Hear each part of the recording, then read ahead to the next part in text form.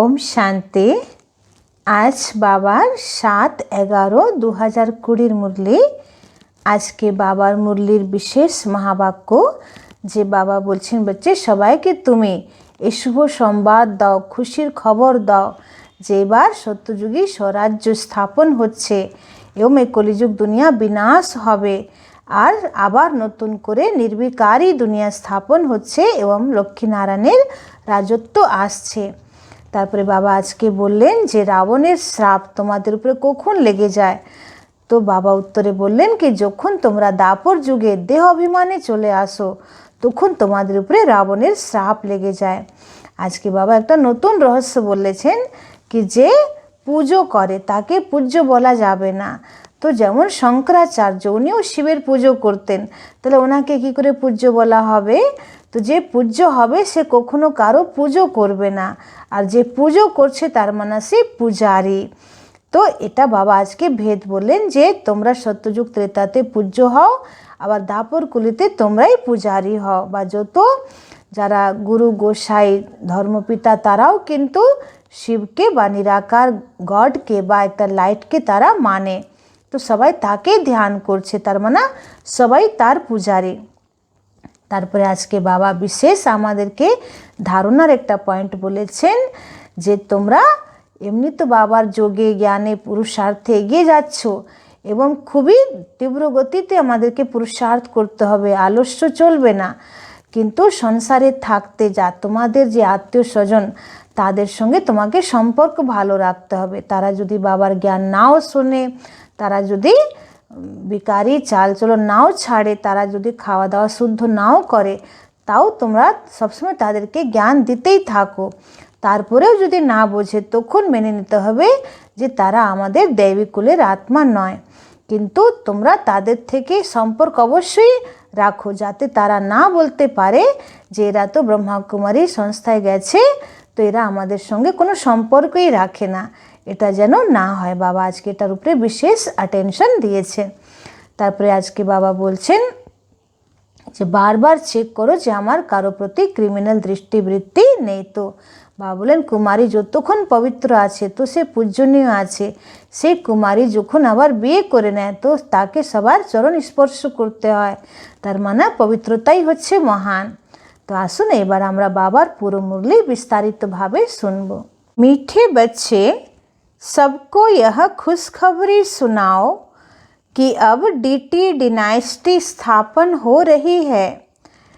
जब viceless world होगी तब बाकी सब विनाश हो जाएंगे। বাবা বলছেন যে সবাইকে এই খুশির খবর শোনাও যে এখন দেবী স্বরাজ্য স্থাপন হচ্ছে, আর যখন সত্যযুগ চলে আসবে তখন এসব কিছুই থাকবে না, এই দুনিয়ার কোনো পতিত জিনিস এখানে থাকবে না। আজকে বাবা প্রশ্ন করছেন रावण का श्राप कब मिलता है, श्रापित होने की निशानी क्या है।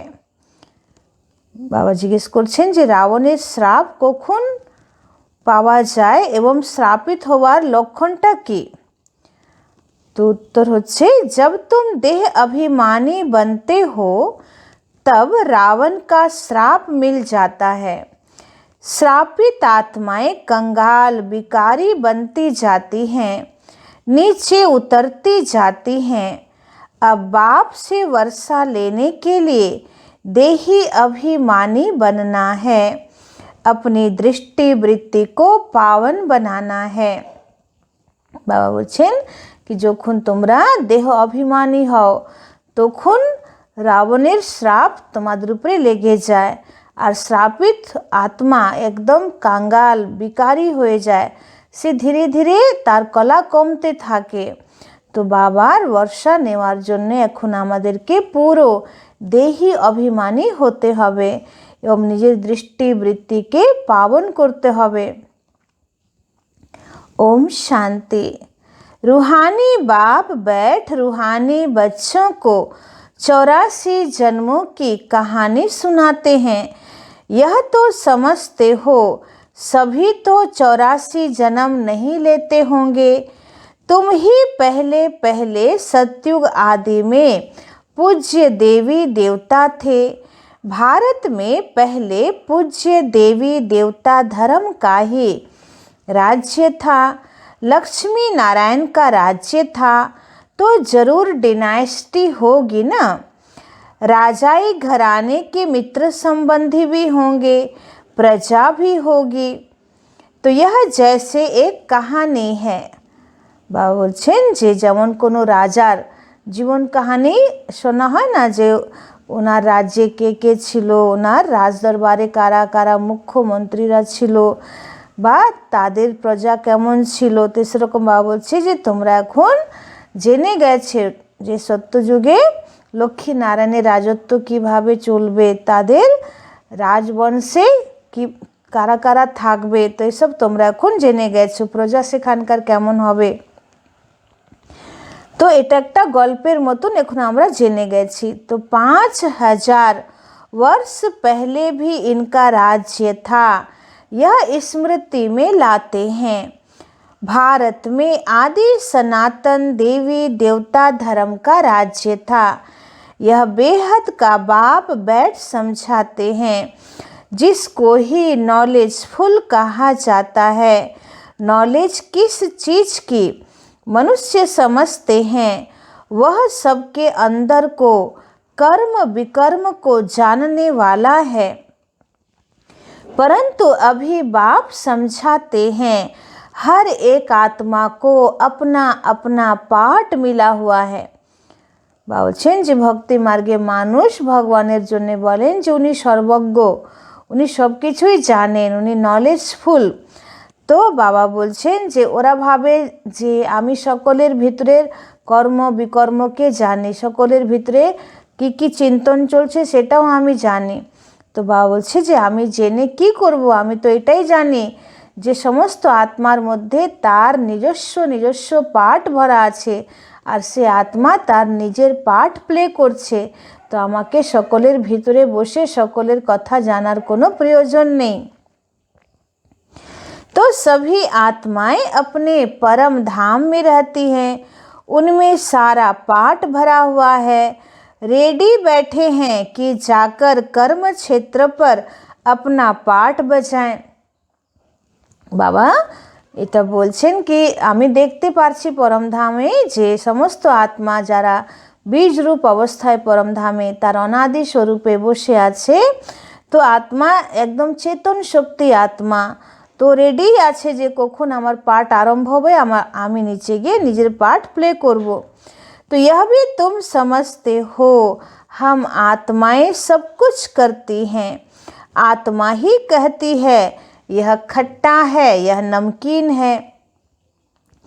आत्मा ही समझती है हम अभी विकारी पाप आत्माएं हैं, आसुरी स्वभाव है। आत्मा ही यहाँ कर्म क्षेत्र पर शरीर लेकर सारा पाठ बजाती है। तो यह निश्चय करना चाहिए ना कि हम आत्मा ही सब कुछ करती हूँ। বলছে হাড় মাংসের শরীরের কোনো নিজের কোনো চেতনা নেই, আত্মা এখানে আছে বলে এই শরীরটা চোখ দ্বারা তোমরা দেখতে পারছো, কান দ্বারা তোমরা কথা শুনতে পারছো। তো আত্মাই এটা অনুভব করে বলে যে এটা টক, এটা নুনতা, এটা মিষ্টি। আত্মাই এটা বোঝে যে কোন মানুষের সংস্কার কেমন আছে, তার স্বভাব কেমন আছে, কারো দৃষ্টিবৃত্তি কেমন আছে, এটা আত্মা ফিল করে। তো আত্মাই এ দেহরূপী কর্মক্ষেত্রে সৃষ্টি নাটক মঞ্চে তার পার্ট প্লে করছে। বা বলছে এটা তোমাদেরকে খুব ভালো করে বুঝে নেওয়া উচিত। हम आत्मा ही सब कुछ करती हूँ, अभी बाप से मिले हैं, फिर 5000 वर्ष बाद मिलेंगे। यह भी समझते हो पूज्य और पुजारी पावन और पतित बनते आए हैं। जब पूज्य हैं तो पतित कोई हो न सके, जब पुजारी हैं तो पावन कोई हो न सके। सतयुग में है ही पावन पूज्य। जब द्वापर से रावण राज्य शुरू होता है तब सभी पतित पुजारी बनते हैं।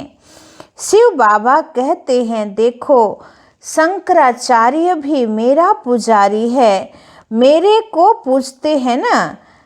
বলছে শঙ্করাচার্য শিবের পুজো করতেন। तो शिव का चित्र कोई के पास हीरे का, कोई के पास सोने का, कोई के पास चांदी का होता है।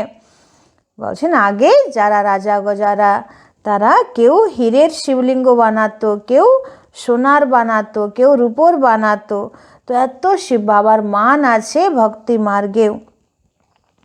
तो अब जो पूजा करते हैं उस पुजारी को पूज्य तो नहीं कह सकते ना। তো বাবা বলছেন কি যারা পুজো করছে তাদেরকে তো আর পূজ্য বলা হবে না, তারা তো পূজারী। তো শঙ্করাচার্য যদি শিবের পুজো করছে তাহলে তো নিজেই পূজারী হয়ে গেল, তাহলে তাকে কি করে পূজ্য বলা যাবে। सारी दुनिया में इस समय पूज्य एक भी हो नहीं सकता। पूज्य पवित्र होते हैं फिर अपवित्र बनते हैं, पवित्र होते हैं नई दुनिया में, पवित्र ही पूजे जाते हैं। जैसे कुमारी जब पवित्र है तो पूजने लायक है, अपवित्र बनती है तो फिर सबके आगे सिर झुकाना पड़ता है। बाबा বলছেন যে পবিত্রতাই পূজনীয় বানায়, তো যে পবিত্র আছে সেই পূজনীয়।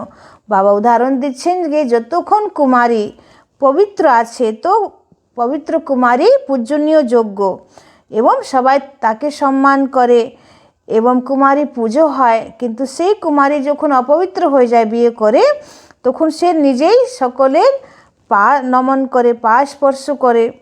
তো বাবা বলছে যে পবিত্রতাই মহান বানায়, পবিত্রতাই শ্রেষ্ঠ বানায়, আর অপবিত্রতা আমাদের শক্তিকে কমিয়ে দেয় এবং কলাকে কমিয়ে দেয়। तो जैसे कुमारी जब पवित्र है तो पूजने लायक है, अपवित्र बनती है तो फिर सबके आगे सिर झुकाना पड़ता है। पूजा की कितनी सामग्री है, कहाँ भी प्रदर्शनी म्यूजियम आदि खोलते हो तो ऊपर में त्रिमूर्ति शिव जरूर चाहिए। বলছে যেখানে তোমরা প্রদর্শনী করছো বা মিউজিয়াম খুলছো তো উপরে ত্রিমূর্তি শিব অবশ্যই লেখো। नीचे में यह लक्ष्मी नारायण एम ऑब्जेक्ट, हम यह पूज्य देवी देवता धर्म की स्थापना कर रहे हैं। वहाँ फिर कोई और धर्म नहीं रहता, तुम समझा सकते हो। प्रदर्शनी में तो भाषण आदि कर नहीं सकेंगे, समझाने के लिए फिर अलग प्रबंध होना चाहिए। मुख्य बात ही यह है, हम भारतवासियों को खुशखबरी सुनाते हैं। हम यह राज्य स्थापन कर रहे हैं। यह डीटी डिनाइस्टी थी, अब नहीं है, फिर से इनकी स्थापना होती है और सब विनाश हो जाएंगे। सतयुग में जब यह एक धर्म था तो अनेक धर्म थे नहीं, अब यह अनेक धर्म मिलकर एक हो जाएं, वह तो हो न सके। বলছেন এখন বিশ্বে শান্তি হতে পারেই না কেন, এতগুলো ধর্ম তারা এক হতে পারে না। তো সত্যযুগে যখন এক ধর্ম হবে তখন এতগুলো ধর্ম থাকবে না।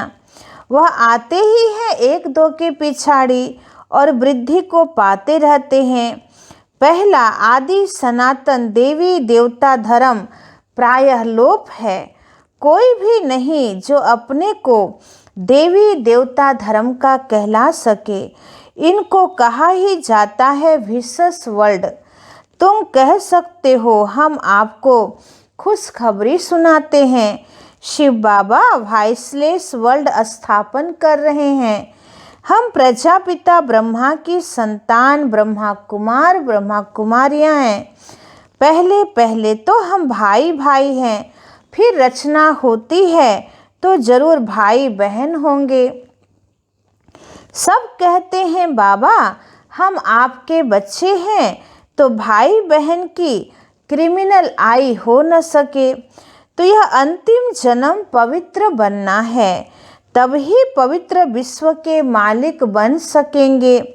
तुम जानते हो गति सदगति दाता है ही एक बाप। पुरानी दुनिया बदलकर जरूर नई दुनिया स्थापन करनी है, वो तो भगवान ही करेंगे ना। বলছে পুরনো দুনিয়াকে নতুন তো ভগবানই বানাতে পারবেন। अब वह नई दुनिया कैसे क्रिएट करते हैं यह तुम बच्चे ही जानते हो। अभी पुरानी दुनिया भी है, यह कोई खलास नहीं हुई है। चित्रों में भी ब्रह्मा द्वारा स्थापना, इनका यह बहुत जन्मों के अंत का जन्म है। ब्रह्मा की जोड़ी नहीं, ब्रह्मा की तो एडॉप्शन है। বলছেন যে ব্রহ্মার কোনো জোড়ি নেই, যে সরস্বতী ওনার স্ত্রী এটা নয়, সরস্বতী হচ্ছে ব্রহ্মার পুত্রী, এই জন্যে ব্রহ্মা মুখ্য বংশাবলী সন্তান আমরা সবাই। বলছে ব্রহ্মা বাবাও তো হচ্ছে শিব বাবার জুড়ি, মানে শিব বাবা হচ্ছেন পিতা আর ব্রহ্মা হচ্ছেন আমাদের বড় মা। तो अब वह नई दुनिया कैसे क्रिएट करते हैं यह भी तुम बच्चे जानते हो। शिव बाबा ब्रह्मा में प्रवेश कर हमको अपना बनाते हैं। शरीर में प्रवेश करें तब तो कहे हे आत्मा तुम हमारे बच्चे हो। तो अच्छे शरीरे प्रवेश करे आमी ओनार मुख द्वारा तुम्हादेरके कथा बोलছি, हे आत्मा तुम्ही आमार सन्तान। आत्माएं तो है ही, फिर ब्रह्मा द्वारा सृष्टि रची जाएगी तो जरूर ब्रह्मा कुमार कुमारियां होंगे ना, तो भाई बहन हो गए। दूसरी दृष्टि निकल जाती है। हम शिव बाबा से पावन बनने का वर्षा लेते हैं। रावण से हमको श्राप मिलता है। अभी हम देही अभिमानी बनते हैं तो बाप से वर्षा मिलता है। देह अभिमानी बनने से रावण का श्राप मिलता है। বলছে তোমরা যখন দেহ अभिमानी হয়ে যাচ্ছ তখন রাবণের श्राप लेगे যাচ্ছে। तो श्राप मिलने से नीचे उतरते जाते हैं। अभी भारत श्रापित है ना। भारत को इतना कंगाल बिकारी किसने बनाया? कोई का तो श्राप है ना। यह है रावण रूपी माया का श्राप। हर वर्ष रावण को जलाते हैं तो जरूर दुश्मन है ना। বলছে প্রত্যেক বিজয়া দশমীর দিনে রাবণকে পোড়ানো হয়, তো নিশ্চয়ই সে শত্রু আছে বলে তো তাকে পোড়ানো হচ্ছে। तो धर्म में ही ताकत होती है। अभी हम देवता धर्म के बनते हैं। बाबा नए धर्म की स्थापना करने निमित्त हैं। कितनी ताकत वाला धर्म स्थापन करते हैं। हम बाबा से ताकत लेते हैं, सारे विश्व पर विजय पाते हैं। याद की यात्रा से ही ताकत मिलती है और विकर्म विनाश होते हैं। বলছে তোমরা যে যোগ করছো বাবার সঙ্গে, এই যোগ দ্বারাই আত্মা বাবা থেকে এত শক্তি পাচ্ছে যে সারা বিশ্বের উপরে সে রাজত্ব করতে পারে। तो यह भी एक भीति लिख देनी चाहिए कि हम खुशखबरी सुनाते हैं। अब इस धर्म की स्थापना हो रही है जिसको ही हेवन स्वर्ग कहते हैं। तो ऐसे बड़े बड़े अक्षरों में लिख दो। बाबा राय देते हैं सबसे मुख्य है यह। अब आदि सनातन देवी देवता धर्म की स्थापना हो रही है। प्रजापिता ब्रह्मा भी बैठा है। हम प्रजापिता ब्रह्मा कुमार कुमारियां श्रीमत पर यह कार्य कर रहे हैं। ब्रह्मा की मत नहीं है, श्रीमत है ही परम पिता परमात्मा शिव की, जो सबका बाप है। বলছে ব্রহ্মা নিজের কোনো মত দিচ্ছে না, এখানে শ্রীমত ডাইরেক্ট পরমপিতা পরমাত্মার আছে, ওনার শ্রীমতেই সবাই আমরা চলছি। बाप ही एक धर्म की स्थापना अनेक धर्मों का विनाश करते हैं। राजयोग सीख यह बनते हैं। हम भी यह बन रहे हैं।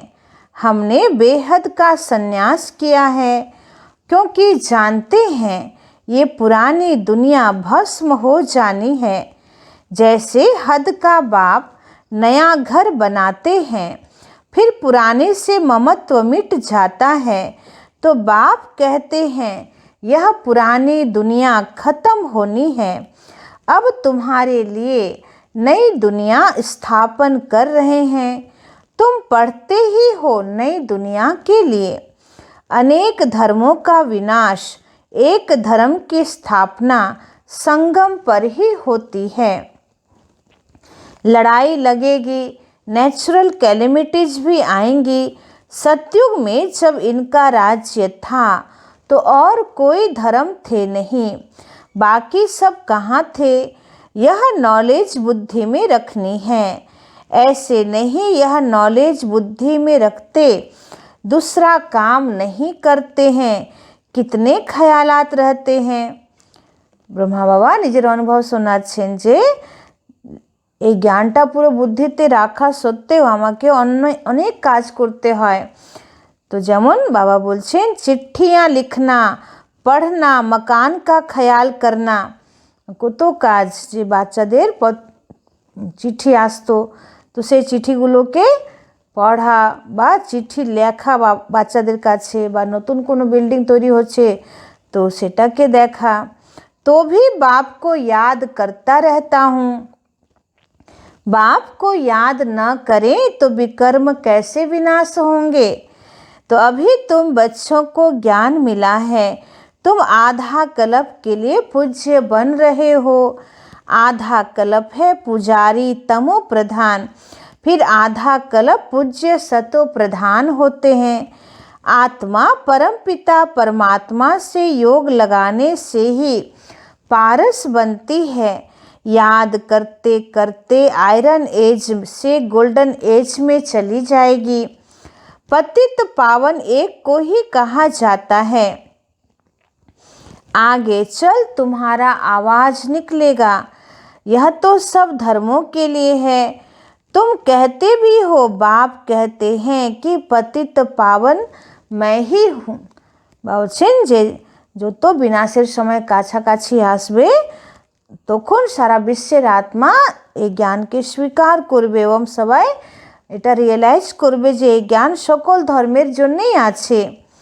तो मुझे याद करो तो तुम पावन बन जाएंगे, बाकी सब हिसाब किताब चुकतो कर जाएंगे। कहाँ भी मूंझते हो तो पूछ सकते हो। বলছে যদি তোমার মনের মধ্যে কোথাও কোনো ব্যাপারে কনফিউশন আসছে তো বাবাকে জিজ্ঞেস করো। सतयुग में होते ही थोड़े हैं, अभी तो अनेक धर्म हैं, तो ज़रूर हिसाब किताब चुकतू कर फिर ऐसे बनेंगे जैसे थे।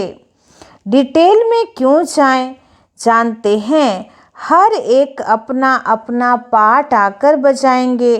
अभी सबको वापस जाना है क्योंकि यह सब सतयुग में थे है नहीं। বলছে সব আত্মাকে এখন বাড়ি ফিরে যেতে হবে, কেন সত্যযুগে যাদের পার্ট নেই তাদেরকে তো পরমধামে থাকতেই হবে। तो बाप आते ही है एक धर्म की स्थापना, अनेक धर्मों का विनाश करने।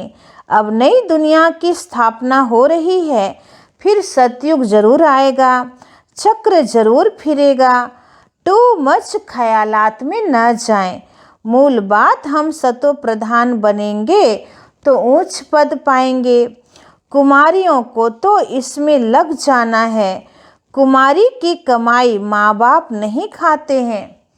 বলছে যে কুমারীদের ইনকাম মা বাপ খেতে পারে না, परंतु आजकल भूखे हो गए हैं तो कुमारियों को भी कमाना पड़ता है। तुम समझते हो अब पवित्र बन पवित्र दुनिया का मालिक बनना है। हम राजयोगी हैं, बाप से वर्षा जरूर लेना है। अभी तुम पांडव सेना के बने हो, अपनी सर्विस करते हुए भी यह ख्याल रखना है कि हम जाकर सबको रास्ता बताएं। जितना करेंगे उतना ऊंच पद पाएंगे। बाबा से पूछ सकते हैं कि इस हालत में मर जाएं तो हमको क्या पद मिलेगा। বাবা বলছেন যে যত পুরুষার্থ করবে সে তত উঁচু পদ পাবে। এবং বাবাকে জিজ্ঞেস করতে পারো তোমরা যে বাবা এখন যদি আমি এই স্থিতিতে যদি শরীর ছেড়ে দিই তাহলে আমি কি পদ পাবো। तो बाबा झट बताएंगे सर्विस नहीं करते हो इसलिए साधारण घर में जाकर जन्म लेंगे। বলছে যদি তুমি সেবা না করো তাহলে সাধারণ বাড়িতে গিয়ে তোমার জন্ম হবে। फिर आकर ज्ञान लेवे सो तो मुश्किल है।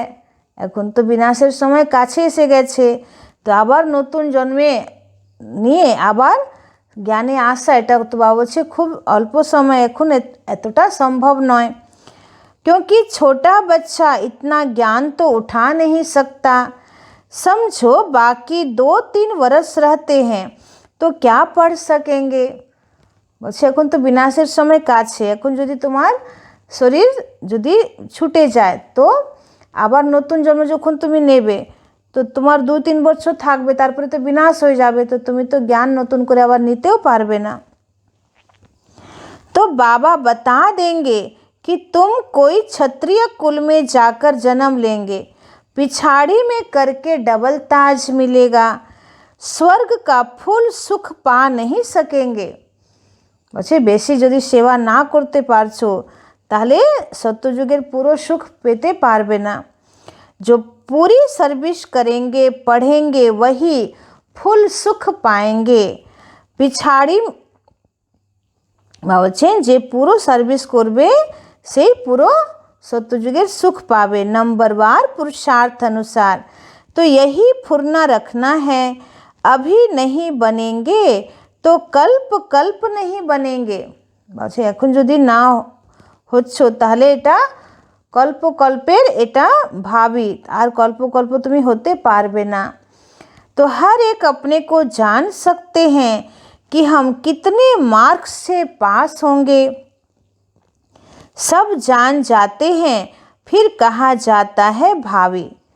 বলছে যদি সব কিছু রেজাল্ট আউট হয়ে যাবে তারপর দেখা যাবে যে আমি তো একটা প্রজাপদ পেলাম, তো কিছু করার থাকবে না, তখন বাবা বলবে এটাই ভাবি, ড্রামার ভাবি এটাই। फिर अंदर में दुख होगा ना, बैठे बैठे हमको क्या हो गया। बैठे बैठे मनुष्य मर भी जाते हैं ना, इसलिए बाप कहते हैं सुस्ती मत करो। বলছেন শরীরের কোনো ভরসা নেই, কখন কার কি হয়ে যাবে, তো বলছে তোমরা পুরুষার্থে আলস্য করো না। पुरुषार्थ कर पतित से पावन बनते रहो, रास्ता बताते रहो। कोई भी मित्र संबंधी आदि है तो उन पर तरस पड़ना चाहिए। देखते हैं यह बिकार बिगर गंद खाने बिगर रह नहीं सकते, फिर भी समझाते रहना चाहिए। বলছে কেউ তোমার আত্মীয় স্বজন আছে যারা খুবই মানে জ্ঞানের বিরোধিতা করছে বা বিকার ছাড়া থাকতে পারছে না বা আমিষ খাওয়া খাচ্ছে, তাও বাবা বলছেন যে তাদেরকে তুমি জ্ঞান বোঝাতেই থাকো, কখন কোন ব্যাপারে তার তীর লেগে যেতে পারে। नहीं मानते तो समझो हमारे कुल का नहीं है। তাও যদি সে একদমই মানছে না তখন ভেবে নিতে হবে সে আমাদের ঈশ্বরীয় কুলের বা দেবী কুলের আত্মা নয়। तो कोशिश कर पीहर घर ससुर घर का कल्याण करना है। ऐसी भी चलन न हो जो कहे यह तो हमसे बात भी नहीं करते, मुख मोड़ दिया है। नहीं, सबसे जोड़ना है। বলছে যে বাপের বাড়ি শ্বশুর বাড়ি দুটোরই কুলের কল্যাণ করতে হবে, এরকমও জ্ঞানে এতটাই বাবা বলছে পাগল হয়ে যেও না যে কোনো আত্মীয় স্বজনের সঙ্গে কথাই বলছো না, তখন তারা কি ভাববে, খারাপ ভাববে যে এরা তো পুরোই আমাদের থেকে মুখ ঘুরিয়ে নিয়েছে। नहीं, सबसे जोड़ना है, हम उनका भी कल्याण करें, बहुत रहमदिल बनना है। हम सुख तरफ जाते हैं तो औरों को भी रास्ता बताएं। अंधों की लाठी तुम हो ना, गाते हैं अंधों की लाठी तू। आँखें तो सबको है फिर भी बुलाते हैं, क्योंकि ज्ञान का तीसरा नेत्र नहीं है। शांति सुख का रास्ता बताने वाला एक ही बाप है, तो यह तुम बच्चों की बुद्धि में अभी है, आगे थोड़े ही समझते थे। भक्ति मार्ग में कितने मंत्र जपते थे, राम राम कह मछली को खिलाते, चींटियों को खिलाते। अब ज्ञान मार्ग में तो कुछ भी करने की दरकार नहीं। বলছে ভক্তি মার্গে মানুষ কত রকম টোটকা করে, যে মাছকে খাওয়ায় বা পাখিদেরকে খাওয়ায়, পিঁপড়েকে খাওয়ায়, যেগুলো করলে আমাদের পুণ্য হবে, তখন তারা রাম রাম বলে। তো বলছে জ্ঞান মার্গে এসব কিছুই করার প্রয়োজন নেই। पंछी तो ढेर के ढेर मर जाते हैं, एक ही तूफान लगता है कितने मर जाते हैं।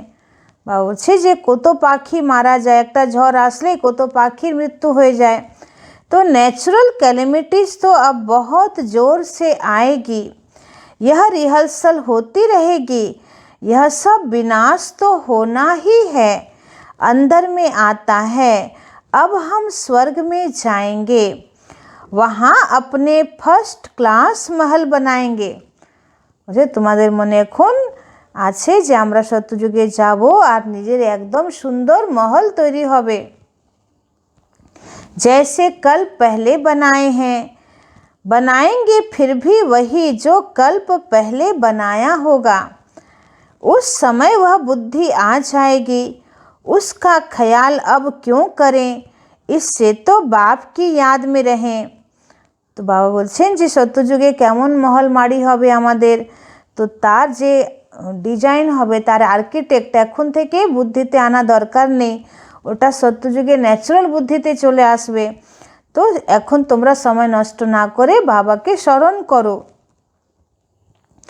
याद की यात्रा को नहीं भूलो, महल तो बनेंगे ही कल्प पहले मिसल, परंतु अभी याद की यात्रा में तोड़ निभाना है और बहुत खुशी में रहना है कि हमको बाप, टीचर, सतगुरु मिला है।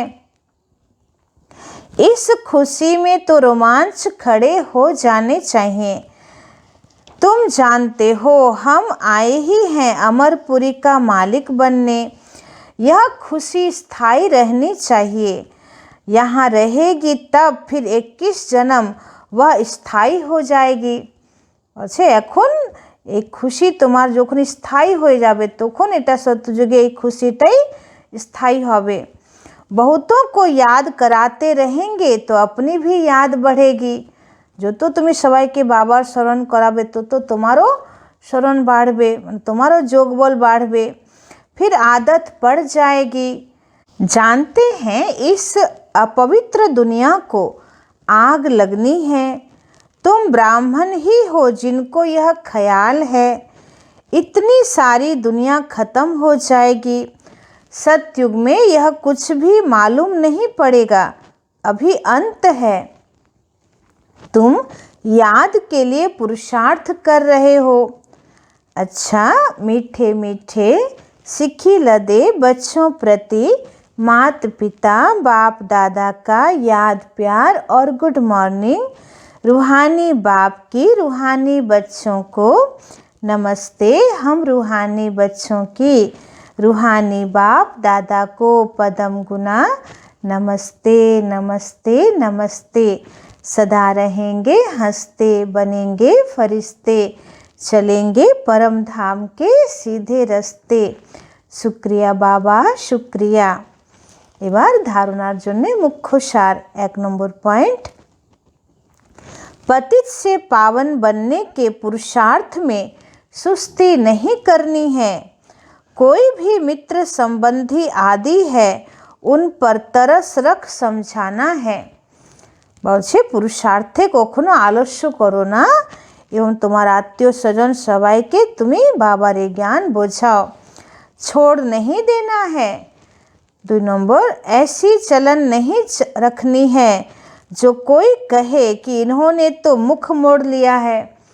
বলছে এমন নিজের ব্যবহার চাল চলন করো না যে কেউ তোমাকে এটা যেন বলে যে তো আমাদের থেকে সম্পর্কে ছেড়ে দিয়েছে। रहम दिल बन सबका कल्याण करना है और सब ख्यालात छोड़ एक बाप की याद में रहना है। বলছে রহম দিল হয়ে সকলের কল্যাণ করো, বাকি সমস্ত চিন্তন ছেড়ে এক বাবার স্মরণে থাকো। আজকের বরদান, समाने की शक्ति द्वारा रॉन्ग को भी राइट बनाने वाले विश्व परिवर्तक भव। বলছে অন্তর্লীন করার শক্তি দ্বারা যেটা খারাপ সেটাকেও রাইট বানাও, তবে তোমরা বিশ্ব পরিবর্তক হতে পারবে। दूसरे की गलती को देखकर स्वयं गलती नहीं करो। अगर कोई गलती करता है तो हम राइट में रहें, उसके संग के प्रभाव में न आए। जो प्रभाव में आ जाते हैं वह अलबेले हो जाते हैं। हर एक सिर्फ यह जिम्मेवारी उठा लो कि मैं राइट के मार्ग पर ही रहूँगा। अगर दूसरा रॉन्ग करता है तो उस समय समाने की शक्ति यूज करो। किसी की गलती को नोट करने के बजाय उसको सहयोग का नोट दो, अर्थात सहयोग से भरपूर कर दो, तो विश्व परिवर्तन का कार्य सहज ही हो जाएगा। বলছে কেউ যদি ভুল করছে তো তার ভুল দেখে তুমি ভুল করো না, তুমি সবসময় একটা দৃঢ় সংকল্প নাও, নিজের উপরে নিজে দায়িত্ব নাও যে আমি সবসময় সত্যের মার্গেই চলবো। যদি কেউ ভুল করছে তো তাকে তার ভুলকে তুমি নিজের ভিতরে অন্তর্লীন করে নাও, মানে হজম করে নাও, এবং কারো ভুলকে নোট না করে তাকে সহযোগরূপী নোট দাও এবং তাকে এত সহযোগ দাও সে একদম খুশি হয়ে যাবে, সে আত্মা ভরপুর হয়ে যাবে, আর তবে বিশ্ব পরিবর্তনের কাজ বাবা বলছে সহজ হবে। আজকের স্লোগান হচ্ছে निरंतर योगी बनना है तो हद के मैं और मेरेपन को बेहद में परिवर्तन करो। বলছে যদি নিরন্তর যোগী হতে চাও তাহলে হদের আমি আর আমার ভাবকে পরিবর্তন করো, সেটা তোমার করে দাও, মানে বাবার উপরে সব ছেড়ে দাও। ওম শান্তি।